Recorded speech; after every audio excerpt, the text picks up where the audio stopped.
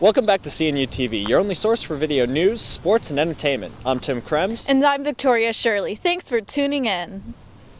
CNU Zip Car services made their debut on campus this semester, but what does this mean for students? Also, Alpha Phi's yearly charity event, Hoops for Hearts, once again brought attention to cardiac care and raised money in the process. And do you ever break out that yo-yo from your childhood? One CNU student did and showed that yo-yoing isn't just for kids.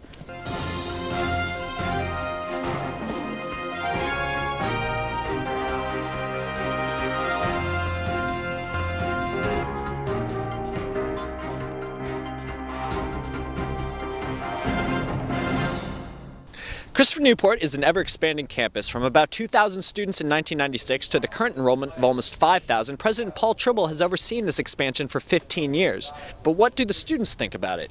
Jessa Lane found out in this week's Word on the Street. President Tribble's recent address to campus explored the projected expansion of CNU facilities, including the new Luter School of Business, 2 new residence halls, and 1,200 new parking spaces by 2015. The word on the street is that CNU students are generally pleased with the new look of CNU. Pretty excited about it, just to see how the campus is going to grow in the next couple of years. Well, I didn't know it was actually happening. I think all 4 years that I've been here, they've been talking about expanding, and I think it's great. I think that the school can only get better if it grows. So I think it's a really good thing that CNU is expanding, as long as they make enough parking spots as well. I mean, it's noisy, but in the end, I think it'll be worth it, and it'll definitely improve CNU. I think it's going to be really cool when it's all done in a couple of years to come back and just see how it's gotten so different, so. In other news, Alpha Phi fraternity once again organized a cardiac care philanthropy event to raise money for and awareness of cardiac health. CNU News reporter Candace Mountjoy covered the event.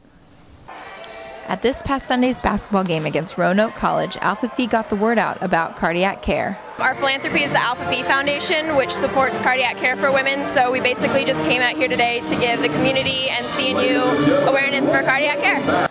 Alpha Phi had a table set up with facts about heart disease. Also during halftime, they held various games to also raise awareness. Heart disease is the #1 killer of women in America, and it's very surprising because most people would think it's breast cancer or something like that, but it's cardiac, heart disease. Heart disease makes up 40% of all U.S. deaths, which is more than all forms of cancer combined. The athletic director thinks that basketball and cardiac care is a winning combination. When you're young, like our college students, you think you're bulletproof, and these things sometimes don't matter to you. But I'm very glad that they're making an awareness take place, and it's an important topic for all of us. Despite the relatively small crowd at the basketball game, Alpha Phi is still optimistic they are making an impact on the student body. I think it's a good turnout, especially since it's Super Bowl Sunday. I didn't expect there to be this many people here, so I'm excited. This is the first time we've done it, so I think for right now we have a great turnout. Alpha Phi hopes that they raise plenty of awareness for cardiac care. For CNU TV, this is Candace Mountjoy. What a great turnout. The game at the center point of this year's Hoops for Hearts saw CNU's men's basketball take on Roanoke College.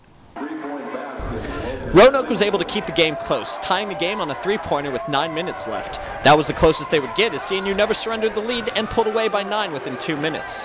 This sealed the game for CNU. After a quick foul and a backcourt violation, CNU wrapped up their 14th victory, 86-78, handing Roanoke their 13th loss of the season. CNU will hit the road this weekend for a pair of USA South Conference matchups against Averett University and Farron College. CNU students, staff, and faculty can join the new CNU Zip Car program for only $35 a year. But how does it work? We sent out CNU News reporter Andrew Villagran to find out.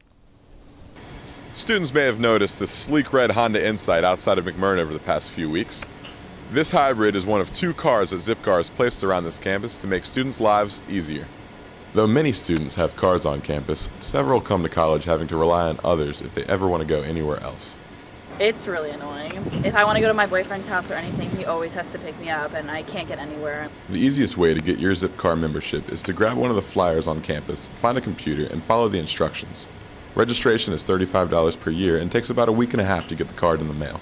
Once you have the card, rental prices range from $8 per hour to $60 for a full 24-hour day. Once you book a rental online, give yourself a little time to inspect the car for prior damages and call the number on the card so that they don't blame you for someone else's problems. With the card in hand, you can unlock the car by sliding it over one of their sensors, which is pretty cool, but I did have to try a couple times. Inside the car, take note of the mileage, make sure the fuel card is in there, and then keep a close eye on your clock. If you've only booked the car for an hour, don't bring it back late or your trip just costs you an extra $50. All in all, the ride itself was fun, especially driving the hybrid, though I did find myself questioning what I could actually do in 1 hour, and what would be worth the cost of 2 or 3. If Zipcar was like on campus and it started being a big deal, I would definitely use it. It may not be right for everyone, but for those who don't have cars, Zipcar could be the answer. This has been Andrew Villagran with CNU TV. I'm glad I have my own car, but I might use the Zipcar service just for the guaranteed spot on campus. That's a really good idea. So, Victoria, have you ever played with a yo-yo when you were a kid? I think I practiced a few times, but that's about it. Same with me, but there's one CNU student that never put it down. Well, I started when I was 5 years old, and I don't really remember how I started, but my dad began when I began yo-yoing, and I did it because he did it, and I've been doing it for 13 years now. In a yo-yo competition, you have to do a freestyle to music, 3 minutes or usually 2, and you're judged on how many tricks you do, the difficulty, and you're also deducted points on if you change yo-yos or you mess up. And for sure, this is my favorite yo-yo as of now, called the Yuxta. And it's about, I think, $65.